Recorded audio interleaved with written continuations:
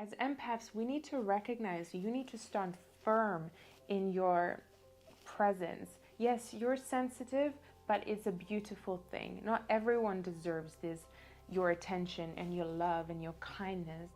And once we realize that being a highly sensitive person is a wonderful thing, and we need to treasure it, protect it, nurture it, and love it.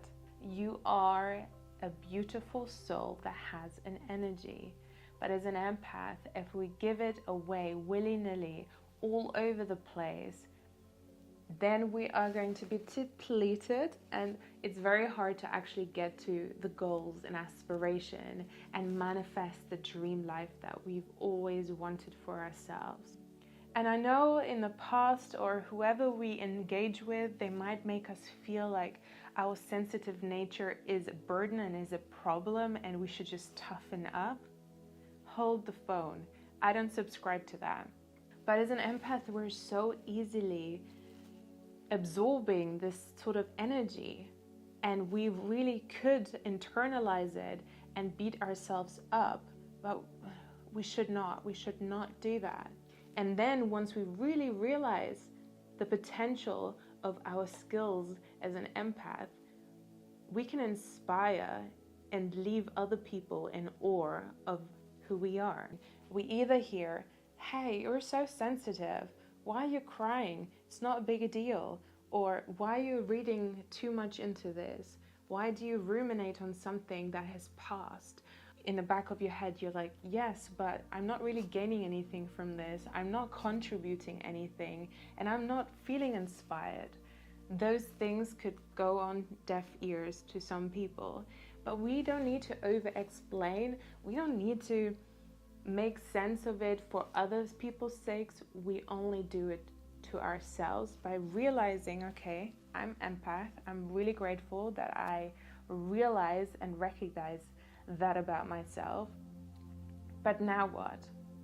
Trust me, when you see that you're giving yourself the attention and love with these rituals, for example, skincare, massaging yourself, journaling, exercising, eating well, anything, or just like doing all the hobbies, like taking your time with the things that you love and not compromising on what you're doing. When someone asks that, hey, like, what are you doing? Doing nothing. Let's just hang out. Hold on, you're doing nothing? Is there not something that excites you that you can spend your own time doing, right? When we do something in our own time, from our own will, it's not we're doing it because we're getting paid at the end of doing this chore or task. We're doing something to feed our own worth. When we feed our own worth, we have confidence. Yes, you're sensitive, but it's a beautiful thing. Not everyone deserves this, your attention and your love and your kindness. I'm not saying they don't deserve it, but I mean the actual designated energy, if it's come back in a way of draining you or not being appreciated. And sometimes we really want to help, like for example, we want to help family and friends, and we really, if we see something that we can do, or say a motivating speech or talk, it doesn't change anything. It is only going to drain us. So if we take away the energy that we would otherwise give other people and put it back into ourselves, not only are we going to radiate more, we're going to show up in our world more energized and more loving. And then that way we can help more people because we're radiating. If you want to help people but you are exhausted yourself, they don't trust you. They can't trust you knowing that you are not looking after yourself. Please look after yourself, whatever it means, and pay attention. What are your triggers? What makes you upset? Just because we are sensitive and we feel things, it doesn't mean that we should just toughen up. Those are clues as of ways we should improve our life and make changes and alterations. How you show up in this world is a result of how we attentively give to ourselves. Give yourself the permission to spoil yourself, buy yourself something. Ask yourself the right questions. Be curious about what patterns you've had from your childhood that you're still love. Like maybe you have given up on a hobby throughout your teens that, you know what, like getting back into that would really enlighten me and give me more energy. Whatever you can do to pour more energy into you, it's going to help you balance your energy, right? It's all about energy. I'm not exaggerating when I say that word energy over and over again. You are a beautiful soul that has an energy.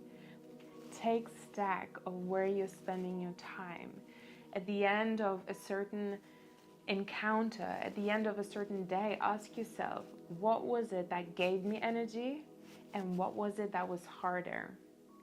I'm not saying you have to cut off everything that you need to do that's hard, because we have jobs, we have things that are hard. But accept if something is harder for you than someone else, then accommodate in other ways to keep it more lighter for you. Or if something that is very emotionally draining for you, then maybe balance it out with something else. Be your best teacher, be your best parent for yourself. We take care of others as well as we are. We are serving each other constantly. But that comes natural. We want to be giving someone a listening ear. We want them to feel like, okay, when I'm talking to someone, I give them the utmost eye contact. I take in what they're saying. I ask questions.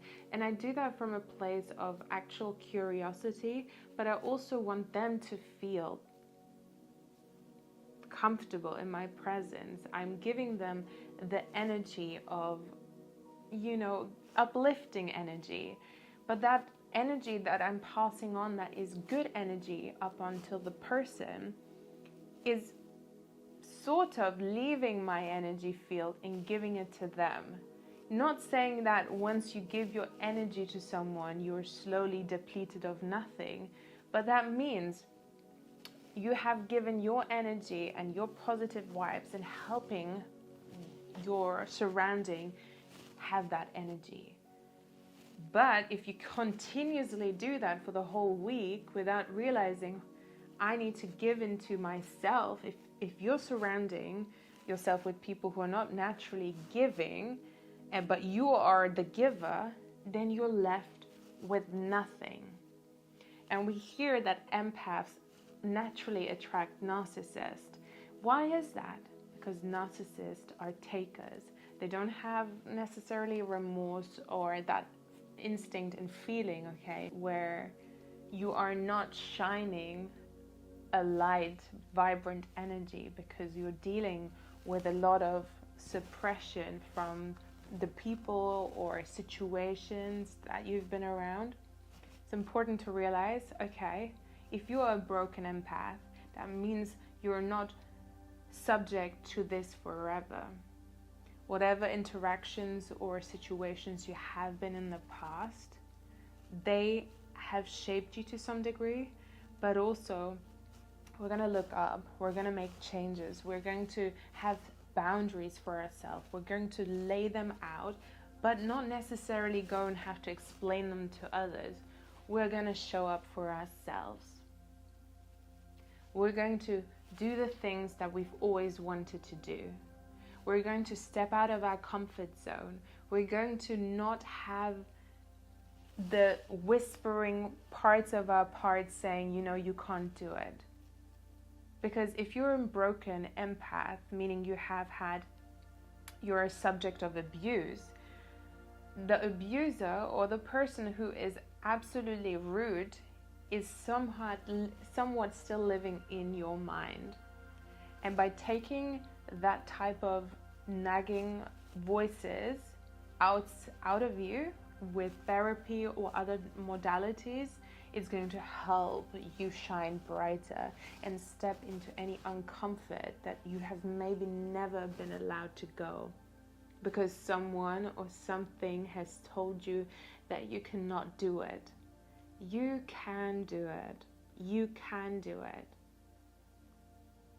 It doesn't matter if you're emotional, sensitive, you have a beautiful soul and it needs to be treasured.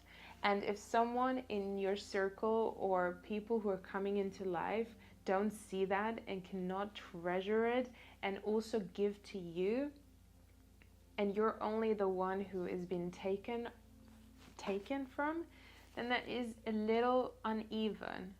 Because if we're in a situation that we constantly find ourselves in and not know how to escape, it's because we're leaning into our empathic nature of just continuously giving, and hopefully one day things will change. For things to change, it's all up to us. We need to take the responsibility to take our strength and what we consider our weakness and protect them and show up for ourselves and make sure that our energy battery is completely full, if not at least 80% full, before we continuously give. We cannot give from an empty cup. We cannot give from an empty cup. I say that twice. Your energy tank is sacred. It cannot go depleted. We have kids, we have family members, we have friends, we have co-workers, we have people serving us coffee. There's so many things where we are wanting to give them an energy of love and kindness. But we can also read into someone's day when we have our coffee served by someone who looks kind of grumpy. Then we might read into the situation, and that thought pattern will leave us astray. So then when it actually comes to making our dreams a reality, we are focused on other people. Always try to bring it back to you. Someone else's feelings is theirs. Your feelings are yours. And it's very challenging for us empaths to distinguish, because we are naturally people who want to be healers and helpers and be there for someone and give someone a listening ears. And we're usually the confidants in people. They know that if they have a question, if they have someone who is going to give them a listening ear, you're there. But you cannot be that person if you are not allowing yourself to separate yourself from other people's problems, issues, demands, and whatever that may be. You can do that by... There's different methods. For example, one, you could call it the zip it method. So just if you close your eyes and imagine yourself from the bottom part of your torso, you imagine a zip that is sort of open usually, where you feel other people's emotion. But in this instant, before you interact, you do this where you close your eyes and you zip it. And that way, in your next interactions or whatever challenging situation you're going to face, there is that separation. So always ask yourself, what is giving you energy and what is draining you? Something that you're good at doesn't mean you always have to tap into that. If you're really good at listening, I'm just going to be the friend who listens. But listen, you need to be listened to. You have something to offer. You have that sensitive part of you that wants to shine. And instead of just being the person, like, this is natural for us if someone isn't reaching their hand out and getting us out there. We as empaths tend to just be comfortable being quiet and reserved and just giving in social situations. But if there's this one person who asks you questions too and who's curious about you, consider them a great friend, someone who's going to also be helping and complimenting and just have this uplifting spirit about them. So yeah, I'm on the search for a nice friend group that is that for us, who's a conscious community, and I'm just going to put it out there. That's something I'm looking for personally, being able to surround myself with people who are on the same wavelength. And yeah, let us know in the comment what your experience is as an empath. You're beautiful and take care of yourself. Thanks for tuning in. Bye.